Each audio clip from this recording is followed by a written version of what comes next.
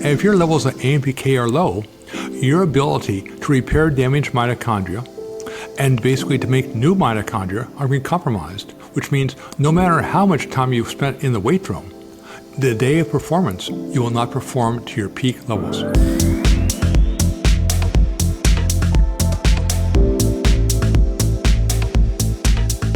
Hello, everyone, and welcome back to the Wellness Zone podcast. I'm Mary Perry, and I'm here with Dr. Barry Sears. So this week, we're talking about athletic performance and how to improve it. And most of you might not know, but since I've met Dr. Sears, he has a long history of working with elite athletes. So, Dr. Sears, let's start. In your experience, what do you think is key to improving athletic performance? Well, the two key things is one, improving the output of ATP. This is the energy that drives muscle contractions. If you don't have energy, the car doesn't work. And likewise, if the cell doesn't have energy, especially the muscle cell, it doesn't work. But that's only part of the aspect. The other aspect is focus.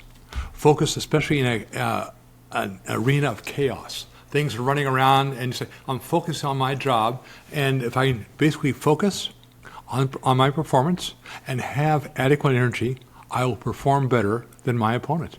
It's as simple as that. And so the next question, of course, is how do you increase ATP and get this increased focus? Well, again, here's a simple answer: metabolic engineering.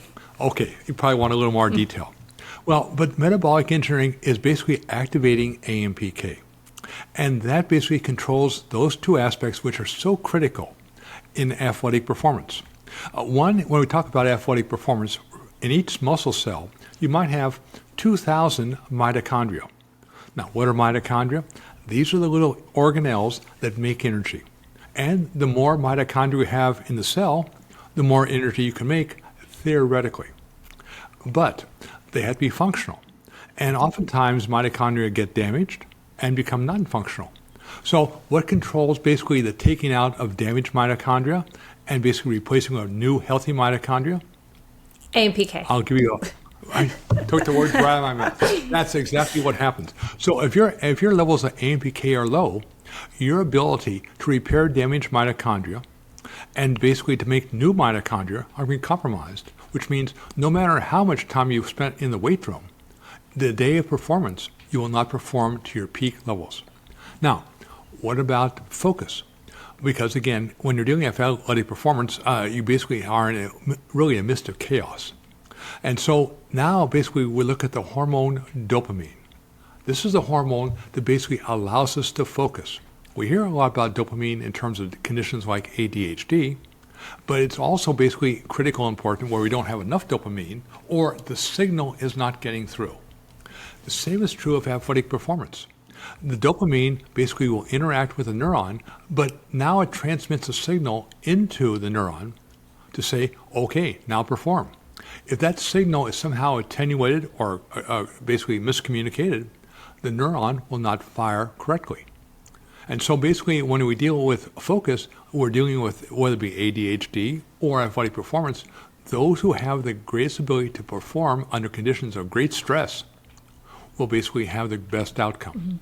So those two factors are how metabolic engineering through AMPK activation will basically improve athletic performance. So Dr. Sears, can you break it down a little bit? So we know you need to activate AMPK in order to get the focus and the ATP. What does a diet look like for those who are just listening and are as familiar with metabolic engineering? What does this look like, the best way to optimize your, AMPK? Well, the first thing, you have to have a little discipline. Oops, there goes about 99% of Americans. Because when we'll deal with the diet, especially the zone diet, it's a precisely controlled diet. That's why it's patented to treat insulin resistance. You need some protein, but not too much. And when you have just the right amount of protein, you still need the right balance of carbohydrate with the right glycemic load. They say, oh my God, my head is exploding. Stop killing me. That's why you basically have to have a game plan.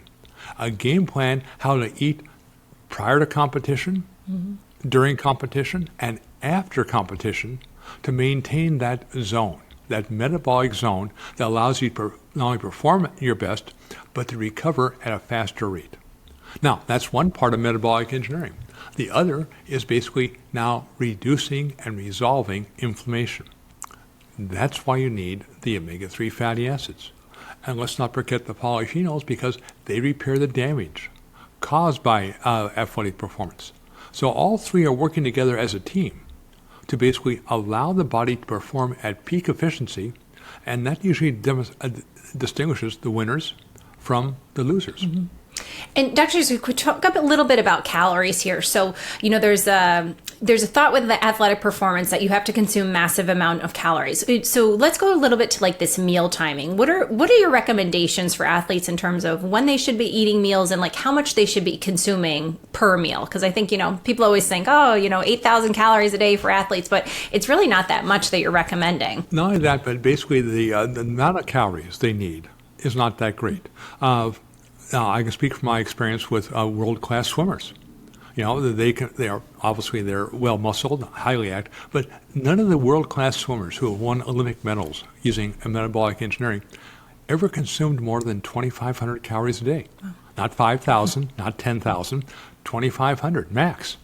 A number of Olympic fencers I worked with, they were running on about 1,700 calories per day.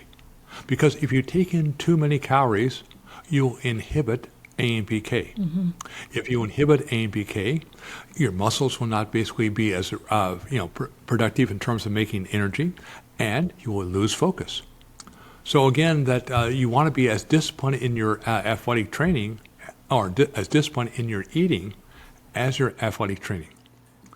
And that's why but you do have to basically have a consistency.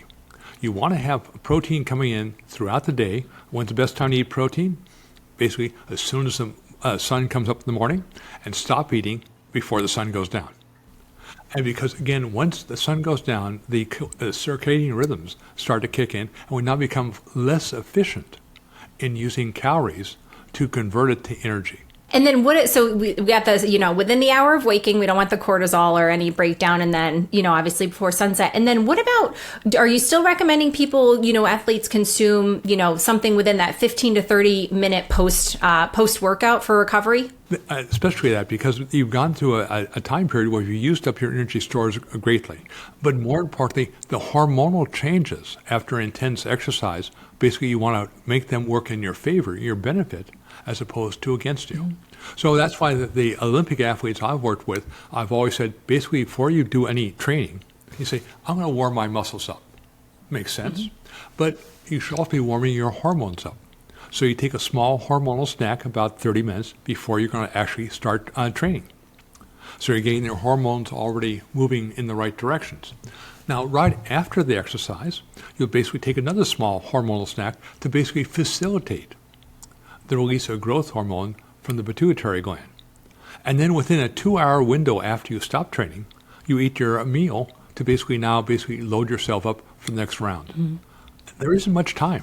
So you got to be thinking all the time, just as you would in an athletic contest, I'm looking for basically my next bout of exercise, how to basically repair the body and get positioned to go again. So there is a lot of aspect, and athletes say, but I'm too tired. Well, those are usually called the losers. The winners are the ones that say, I will do what I have to do to perform at peak efficiency. Mm-hmm.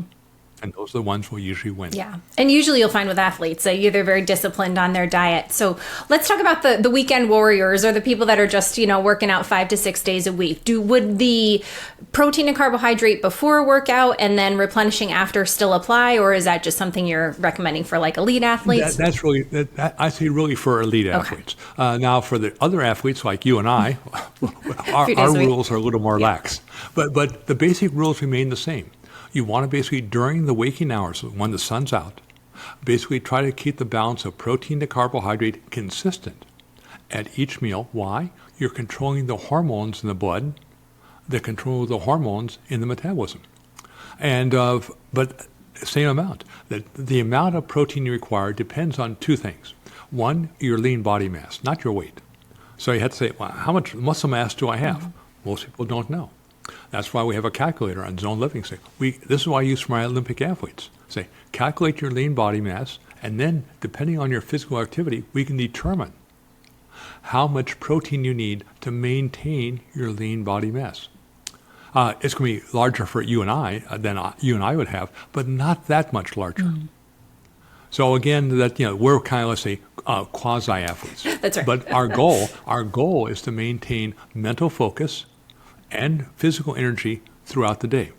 Now, people say, well, but I'm not an athlete. Oh, there is actually one organ in your body that's the ultimate athlete. It's called the heart.